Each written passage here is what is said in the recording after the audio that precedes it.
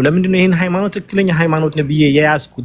ሰው ደግሞ መንገድ ላይ እንዲህ ቢጠይቃችሁ መልሳችሁ ምንድን ነው የሚሆነው ብለን ለእናቶቻችን ለወንድሞቻችን ከእህቶቻችን ጋር ቁጭ ብለን ማውራት አለብን።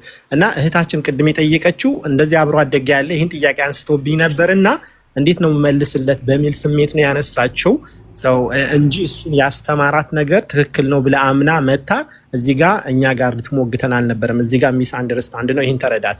እና ሌላው ያልከው ተስማማለሁኝ። ያው ሃይማኖታችን በደንብ ማወቅ አለብን። በጣም ብዙ ነገሮች ማወቅ አለብን። አትሊስት ራሱ ቤዚክ የሆኑ ነገሮችን ማወቅ ይጠበቅብናል። ከዛ በኋላ ደግሞ ሄደን የምናውቀው ነገር ካለ ማስተላለፍ ነው እና በዚህ እስማማለሁ። ልጅቷ ግን ሚስኮት ነው እና እዚህ ጋር ትንሽ ተረዳት ብዬ ነው። እሺ ማለት ጀዛ ከላ የተሳሳተ ግንዛቤ ከያዝኩኝ አፍ በሉኝ። ግን አንተ ስትመልስላት ራሱ ለመቀበል ልቧ እዛ ጋር የሰማችውን ነገር እንትን ስላለ ነው፣ ወደዛ ስለሄደባት ነው። ልቧ ለመቀበል ስላልፈለገች ነው ይህን ግንዛቤ እንዲዝ ያደረገኝ እንጂ ከኔጌቲቭ አስተሳሰብ ይዣ አይደለም። አፍ በሉኝ። ለማንኛውም ነው አይ ቅድም እሷ ብቻ ሳትሆን እንደዛ አይነት ነገር በየትኛው ሃይማኖት እንደዛ አይነት ነገር ስላለ እሷ ደግሞ ያለምንም ምህረት ጠብጥበን ነው ተለኔ አንዳንድ እንትኖች ነበረ እንትን ያልኳትና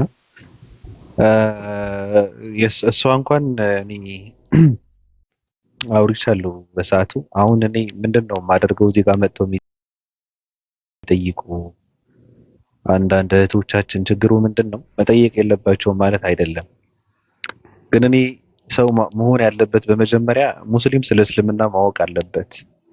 አሁን ነፍሺ ጥያቄዎችን ስለ እስልምና ጥያቄዎች እያለ አንድ ሰው እስኪ ስለ ክርስትና ብጠይቅ ምን ይመስላል ብሎ ማሰብም ሁላ የለበትም።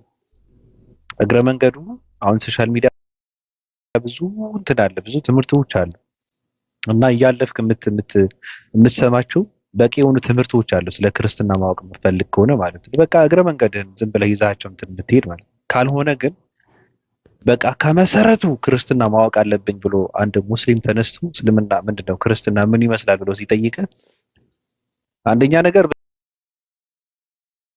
ብትጠይቅም የምትጠይቀው ጥያቄ አይመጥንህም ነው ራሱ። ሁለተኛ ደግሞ የምትጠይቅበት ጥያቄ ክርስቲያንም እንደዛው፣ ሙስሊም ብቻ አይደለም ክርስቲያንም እንደዛው ስለ ክርስትና በቅጡ ሳያቅ ስለ ክርስትና ነፍ ጥያቄዎች ያሉ ስለ ክርስትና ሳይጠይቅ እስልምና ላይ ተንጠልጥሎ ስለ እስልምና በቃ እንደዚህ ብሎ ቢል ትክክል አይደለም። መጀመሪያ ስለ ራሱ በቅጡ ማወቅ አለበት። ብዙ ጥያቄዎች አሉ። በደንብ መማር አለበት፣ መፈተሽ አለበት፣ ማንበብ አለበት ያ ራሱ። ከዛ ደግሞ እዚህ ጋር ሶሻል ሚዲያ በጣም ጥሩ የሆነ ዘመን ላይ ነው ያለነው። በቃ እያለፍክ ብዙ ነገር የምትሰማበት ሰዓት ነው። እየተጓዝክ የምትሰማቸው እንትኖች አሉ። አሁን እኛ እኮ ጥያቄ ስለሌለን ይመስላችኋል? አሁን ብዙ ነገር አለ። እኔ አሁን መጠየቅ እችላለሁ።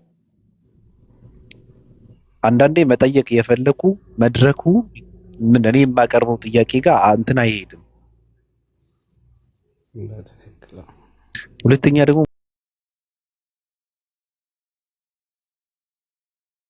የምትጠይቅበት የራሱ የሆነ እንትን አለው። ዝም ብለህ ጥያቄ ስለመጣልህ አይደለም የሚጠየቀው።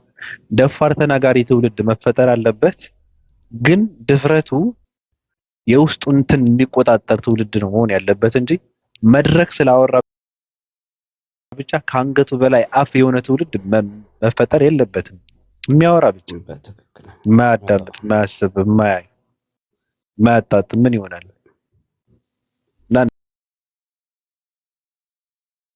ነገሩን ገምግሙ። ሲያወራ ብቻ ሳይሆን ነገርን መገምገም ያለበት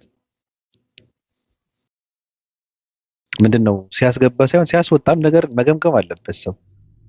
አይ ምን ይመስላል፣ የቱ ጋር ነው፣ ምንድነው፣ ምን ይፈጥራል፣ ከዛ በኋላስ የሚለውን ራሳችሁን ወቁ ነው እንጂ እኔ ከእናንተ ምንም ስህተት ስለምፈልግ አይደለም። እዚህ ጋር አንገታቸው ላይ ቁጭ ብዬ የምጠይቃቸው አውቄ ነው።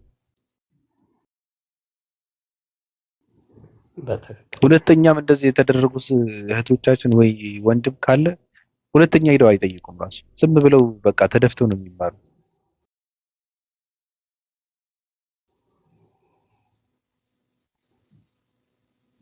ትክክል። እና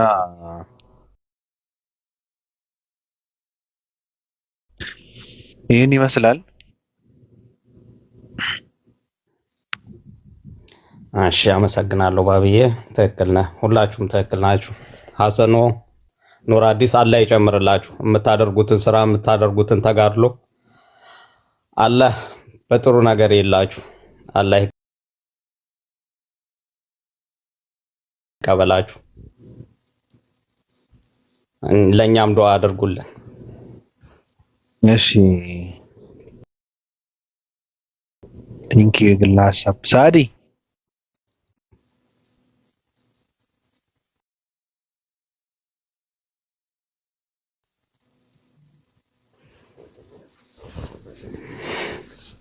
እሺ በቃ እኔ ቦታ ሰላም ልልቀቅልህ። ባቢና እሺ እንዴት ነሽ?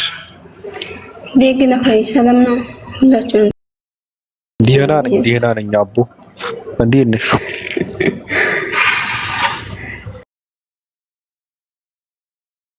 ነቃ ብለሃል። እንዴት ነው? አረ ደንገጥ ብለናል። የት አባቱ ኸይር ኢንሻአላህ። እሺ ሁላችሁም ሰላም ብያለሁ። አይ ሰላም ልበል ብዬ ነው። ብቻ ቀጥሉ በቃ ወደ ርዕሳችሁ ብትሄዱ ነው የሚሻለው። ሰዓት እንዳላቃጥል ዝም ብለን እየተጨባበጥን ነው። ምንም ነገር የለም እንደምታውቂው። መጨረሻ ላይ ከጁቲ ጋር ነው የማወራው። እሷ ጋር ነው ማውራት የምፈልገው። በተለይ በውስጥ ብናወራ ነው እናሳ። አቤት አቤት አቤት እንዴት እንደምንግባባ ጃኮ። ወይ ሰላም እያዳመጠን ነው። ሀሳቡ የለም አለ ግን ወፍ የለም። ማለት እየወረደ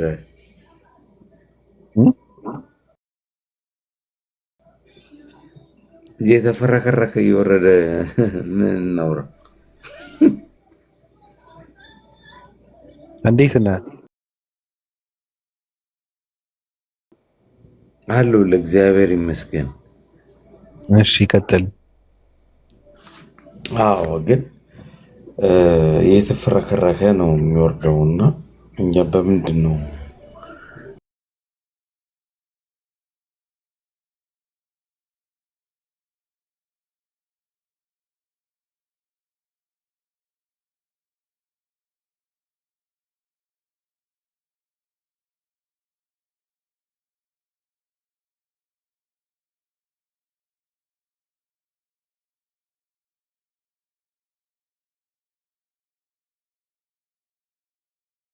ትንቢት ሊል ነገር ያስፈልጋል። ትንቢት ይሄን ያዘልኝ። ትንቢት በል ተአምራት ያዘው። እሺ ተአምሩ ንገረኝ። ሌላ ተው። ከዛ ደግሞ ሶስተኛ ተአምሩ ንገረኝ። አይዲ ነገር ይገባል ወይ ደግሞ ጃኩ ተአምሩ ንገረኝ። ታምሩን አሁን ከየትኛው ሊጀመርልህ? ባህር ላይ በራመዱን ልንገርህ። ማን ኢየሱስ ነው? አዎ ታምሩን ኖ እሱ እኮ የእንትና እኮ ነው። እግዚአብሔር አምላክ እኮ ነው በኢየሱስ ክርስቶስ በኩል ተአምሩ ሲያሳይ ነበረው።